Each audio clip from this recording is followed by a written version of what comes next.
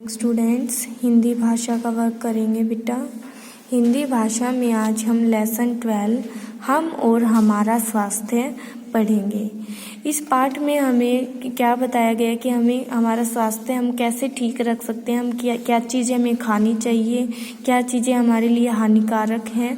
इस चैप्टर में ये चीज़ हम पढ़ेंगे। देखिए बेटा, लाइन बाय लाइन रीड करते हैं। एक दिन सवेरे नरेंद्र अपने स्कूल जाने के लिए तैयार हो रहा था। तभी अचानक उसके पेट में दर्द उठा। दर्द से नरेंद्र बेचैन हो उठा। उसने अपनी माताजी को बताया। उसकी माताजी ने उसके पिताजी को बुलाया। उन्होंने नरेंद्र को देखा। उन्होंने समझा कि शायद रात के खाने से कोई चीज़ हजम नहीं हो पाई है, इसी कारण दर्द हो रहा है। नरेंद्र की माताजी ने उसे नींबू पानी पीने के लिए दिया, पर इससे दर्द न रुका। नरेंद्र पेट पकड़े बैठा रो रहा था। उसकी आंखों से आंसू निकल आए। उसकी यह दशा देखकर उसके पिताजी उसे डॉक्टर के पास ले गए। डॉक्टर ने नरेंद्र से पूछा, बेटा तुमने कल रात क्या खाया था? नरेंद्र ने बताया, रात मैंने रोटी और दाल चावल खाए थे। डॉक्टर ने कहा, पर इनसे तो किसी प्रकार का नुकसान नहीं होता। क्या कल तुमने बाजार से खरीदकर कुछ खाया था?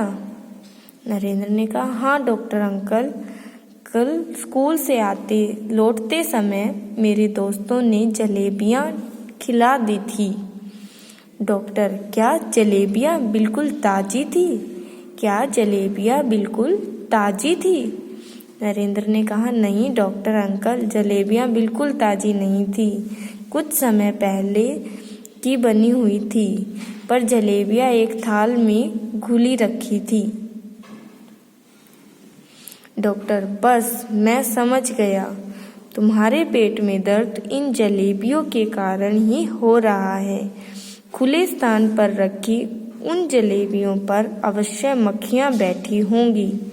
नरेंद्र ने कहा, लेकिन अंकल, हलवाई जलेबियों पर मक्खियाँ नहीं बैठने दे रहा था। वह तो बार बार पंखे से मक्खियाँ उड़ा भी रहा था। तो डॉक्टर ने कहा, माना कि हलवाई पंखे से मक्खियाँ उड़ा रहा था, फिर भी थोड़ी बहुत मक्खियाँ तो जलेबियों पर बैठी ही होगी। उन्हीं के कारण यह सब कुछ हुआ। नरेंद्र ने कहा, यह आप क्या कह रहे हैं? यह कैसे हो सकता है? डॉक्टर ने कहा, हाँ नरेंद्र, यह हो सकता है। खुले खाद्य पदार्थों पर मक्खियाँ व छोटे छोटे कीटाणु बैठते हैं। ऐसे खाद्य पदार्थों को खाने से ये कीटाणु पेट में पहुंच जाते हैं।